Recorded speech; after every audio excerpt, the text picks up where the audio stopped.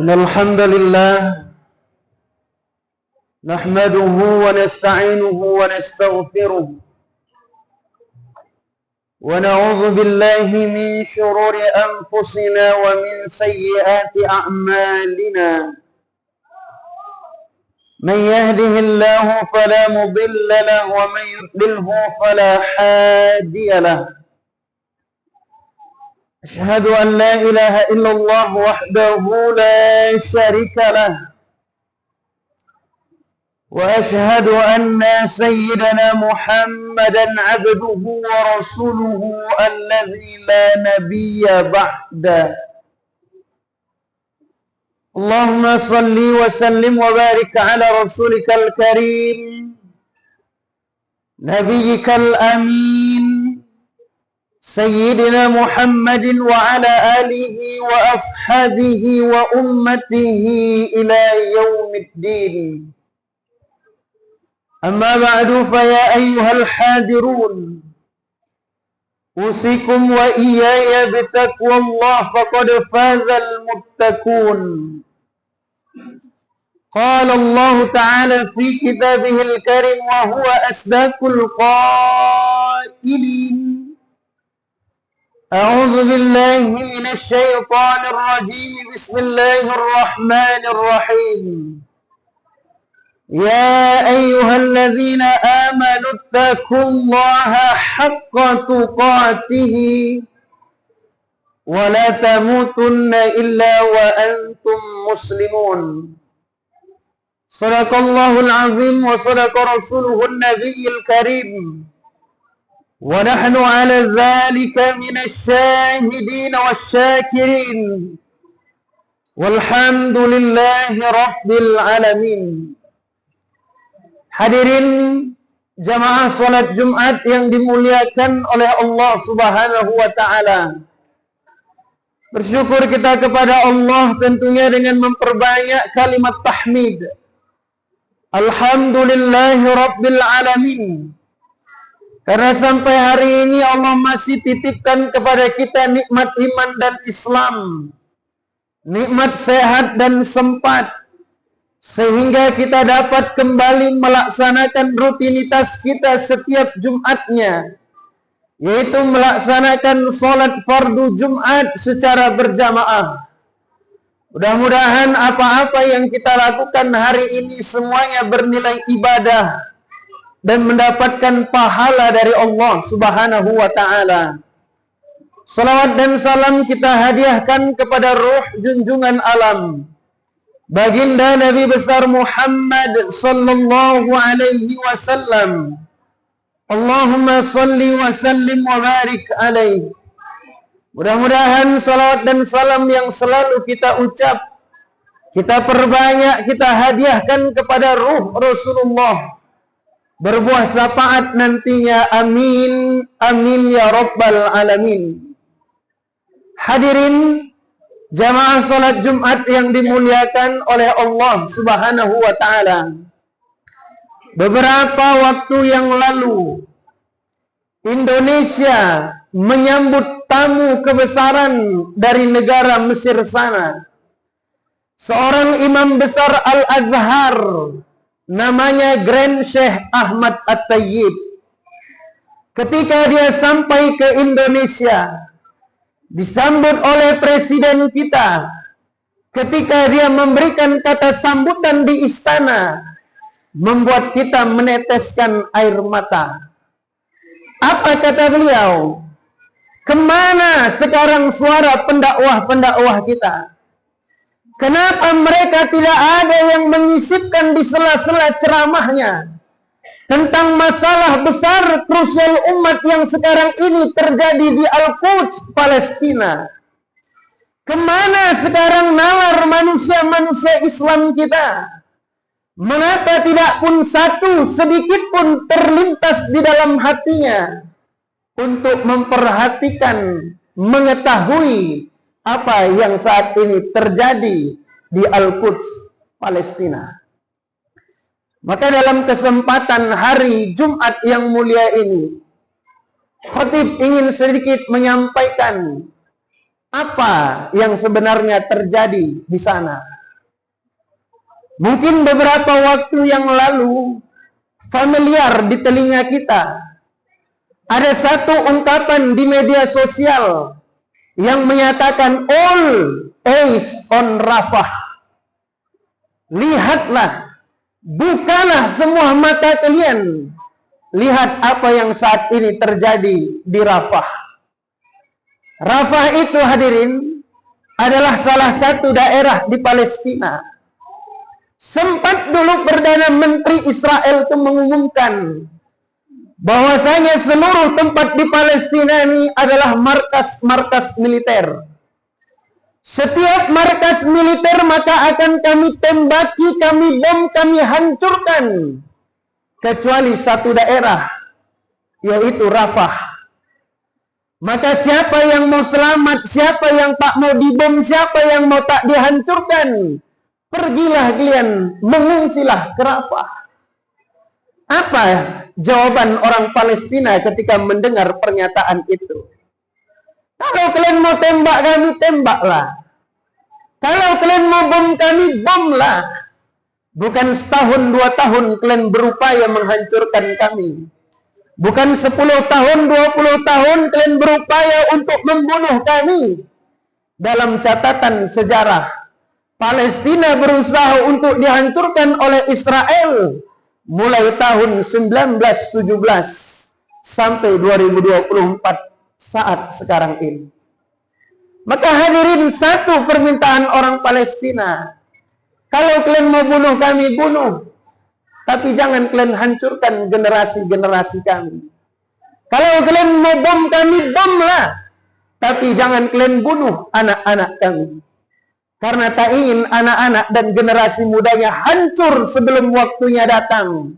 Maka orang Palestina pun mengungsikan anak-anak mereka di tempat yang katanya aman. Di tempat yang katanya takkan pernah dibom. Tempat yang katanya takkan pernah dihancurkan. Itulah Rafah. Tapi jahanamnya Yahudi. Dilaknatnya Israel nih. Tempat yang semula katanya aman. Tempat yang semula katanya takkan dibom, takkan dihancurkan. Malah tempat itu pula yang dibombardirnya. Maka seluruh manusia di dunia ini meneteskan air mata. Tak peduli apa agama rasnya. Mereka sedih melihat tragedi yang terjadi di sana. Kenapa mereka meneteskan air mata? Karena yang menjadi korban bukan orang dewasa. Karena yang dibunuh kematian di sana bukan orang-orang yang memegang senjata. Tapi kita lihat yang saat ini terjadi viral di media sosial. Banyak yang menjadi korban adalah anak-anak dan para balita. Di situ ada kita saksikan anak-anak yang tangannya puntung. Ada yang kakinya lepas. Ada yang kepalanya hilang. Ada yang seorang kakak menjaga adiknya tanpa ada kedua orang tua. Maka hal ini hadirin cukup menyayat hati kita. Dan cukup membuat kita untuk meneteskan air mata. Mungkin ada sebahagian dari kita bertanya-tanya. Kenapa hal ini bisa terjadi? Kita ini kan orang Islam. Kita punya Allah katanya maha besar. Kita punya Allah yang katanya maha rahman, maha rahim, maha pengasih, maha penyayang. Di dalam Quran surat Yasin di ending ayatnya Allah menutup dengan kun fayakun. Ada kehendak Allah yang jika dia ingin maka pasti akan terjadi. Kenapa Allah tak menggunakan kun fayakunnya untuk menghancurkan Israel? Kenapa Allah tak menggunakan kun fayakunnya untuk memenangkan Palestina? Barangkali hal ini sempat terbesit dalam pikiran kita. Maka hadirin, kalaulah boleh saya jelaskan secara singkat berdasarkan hadis. Dulu ada juga seorang sahabat Nabi yang mulia.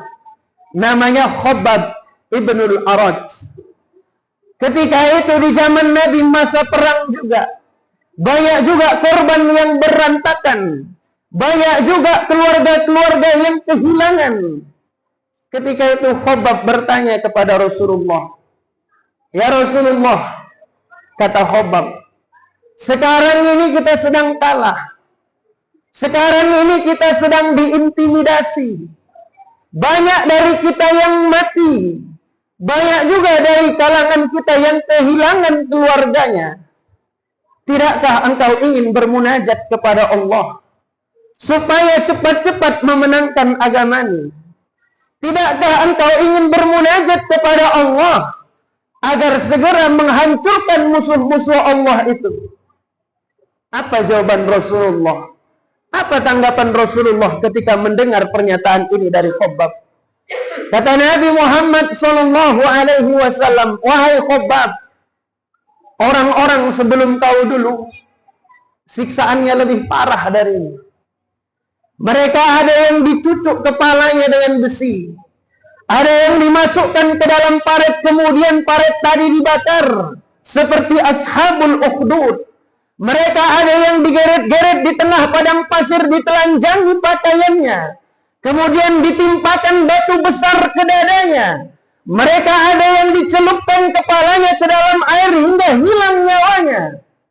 Tapi semua siksaan itu tak membuat mereka berpaling dari agama Allah." Wahai Khabbab, wallahi, kata Rasul, la yutimanna hadzal amra. Demi Allah Khabbab, Allah pasti menangkan agama-Nya. Allah pasti akan hancurkan seluruh musuh-musuh Allah itu. Sehingga nanti seseorang tidak akan lagi merasakan ketakutan ketika dia berjalan dari San'a ke Hadramaut. Walakinnakum tasta'jilun. Tapi kenapa kalian selalu memohon kepada Allah untuk cepat-cepat memenangkan agama? Kenapa kalian selalu mendesak-desak Allah agar segera menghancurkan musuh-musuh Allah? Maka hadirin jamaah salat Jumat yang dimuliakan oleh Allah Subhanahu wa taala. Banyak rahasia-rahasia besar Allah yang terkandung dalam genosid ataupun dalam peristiwa Israel dan Palestina saat ini. Maka hari ini Allah pun mengingatkan kita di dalam Al-Quran surah Al-Baqarah 214. Am hasibatum an tadkhulul jannah. Manusia, pantasnya kalian bilang kalian ini ahli surga. Pantasnya kalian bilang nih kalian akan masuk ke dalam surga. Sedangkan ujian yang datang kepada kalian belum seberat orang-orang sebelum kalian. Tapi keluhan yang keluar dari mulut kalian lebih besar daripada orang-orang sebelum kalian. Maka hadirin jamaah salat Jumat yang dimuliakan oleh Allah. Nikmat paling besar hari ini kita miliki adalah bisa duduk datang ke masjid melaksanakan salat Jumat seperti saat sekarang ini. Karena kalau kita berkaca dengan keadaan di Palestina, belum tentu orang bisa duduk nyaman mendengarkan khutbah seperti saat kita sekarang ini. Belum tentu mereka bisa duduk memperhatikan khusyuk seperti kita yang duduk saat ini. Maka hadirin jamaah salat Jumat yang barangkali hadirin inilah yang dapat disampaikan dalam kesempatan siang hari yang berbahagia ini. Mudah-mudahan apa-apa yang disampaikan hari ini mampu mengetuk pintu hati kita, sehingga kita dapat sadar akan diri kita yang mungkin selama ini kurang bersyukur, kufur terhadap nikmat-nikmat yang Allah berikan kepada kita. Karena masih banyak orang yang di luar sana hidupnya lebih menderita daripada kita. Karena Nabi selalu mengingatkan, unzur ila man asfala minkum wa la tanzur ila man huwa fawqakum. Kalau bahasa orang tua kita dulu, banyak-banyaklah kau lihat ke bawah, jangan kelak kau banyak kau menengok ke atas. Barakallahu li wa lakum fil Qur'anil azim wa nafa'ani wa iyyakum bima fihi min al-ayati wa dhikril hakim wa taqabbalallahu minni wa minkum tilawatahu innahu huwal ghafurur